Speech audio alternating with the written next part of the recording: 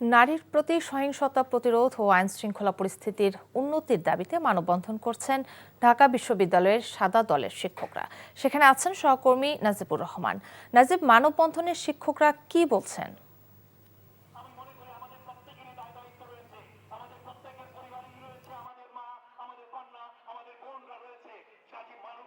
সকাল থেকে কিন্তু দেশের আইন শৃঙ্খলা পরিস্থিতি ও নারীর প্রতি যে সহিংসতা এবং অবমাননার ঘটনাগুলো ঘটেছে সাম্প্রতিককালে, সেই ঘটনাগুলোর প্রতিবাদ হিসেবেই কিন্তু মানববন্ধন করছে ঢাকা বিশ্ববিদ্যালয়ের শিক্ষকদের এই সংগঠনটি। এই সংগঠনটি মূলত বিএনপিপন্থী শিক্ষকরা মিলে এই সংগঠনটি পরিচালনা করছেন এবং তারা কিন্তু এই মানববন্ধন থেকে দাবি করছেন যে নারীর প্রতি যে সহিংসতা বা অবমাননার ঘটনাগুলো ঘটেছে সেগুলো সঠিক তদন্ত করে তারা দৃষ্টান্তমূলক শাস্তি চান, যেন এই ঘটনাগুলোর আসলে পুনরাবৃত্তি না হয়।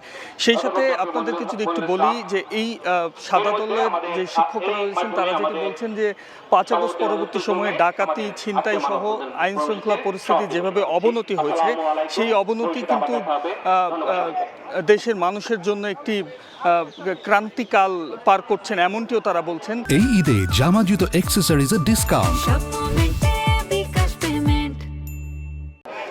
কিছুক্ষণ আগেই এই সাদা দলের শিক্ষকরা বক্তব্য রেখেছেন, যেখানে আহ্বায়ক দাবি করছেন যে ফ্যাসিস্ট হাসিনা কিংবা ৫ আগস্ট পরবর্তী সময়ে এই বিদায়ী সরকারের যেই সদস্যরা রয়েছেন তারাই মূলত দেশকে অস্থিতিশীল করার জন্য ষড়যন্ত্র করছেন এবং সেই ষড়যন্ত্রের অংশ হিসেবেই কিন্তু দেশের আইন শৃঙ্খলা পরিস্থিতির এমন অবনতি হয়েছে, এমনটা তারা অভিযোগ করছেন। এবং সেই সাথে যারা এই দেশকে অস্থিতিশীল করছে তাদের দৃষ্টান্তমূলক শাস্তি তারা চাচ্ছেন এবং তার পাশাপাশি এই নারী নির্যাতন এবং ধর্ষণের ঘটনায় যারা জড়িত তাদের দৃষ্টান্তমূলক শাস্তির দাবি কিন্তু এই শিক্ষক মহল জানিয়েছেন। মাত্রই এই মানববন্ধনটি শেষ হয়েছে। সেই মানববন্ধন শেষ হওয়ার আগে শিক্ষকরা যেটি বলেছেন আমাদেরকে যে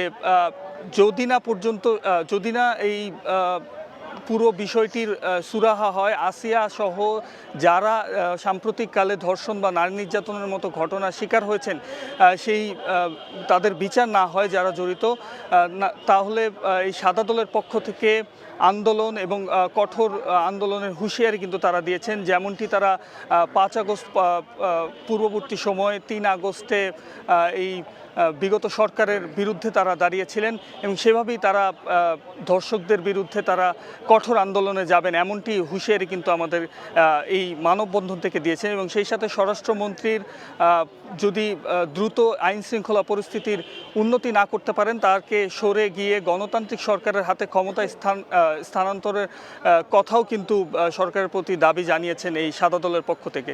তো কাকলি, এই ছিল আমার কাছে মানববন্ধন থেকে সর্বশেষ। নাজিব, আপনাকে ধন্যবাদ। দর্শক, ঢাকা বিশ্ববিদ্যালয়ের শিক্ষকদের মানববন্ধনের খবর জানাচ্ছিলেন সহকর্মী নাজিবুর রহমান। এই ঈদে জামা জুতো অ্যাক্সেসরিজের ডিসকাউন্ট।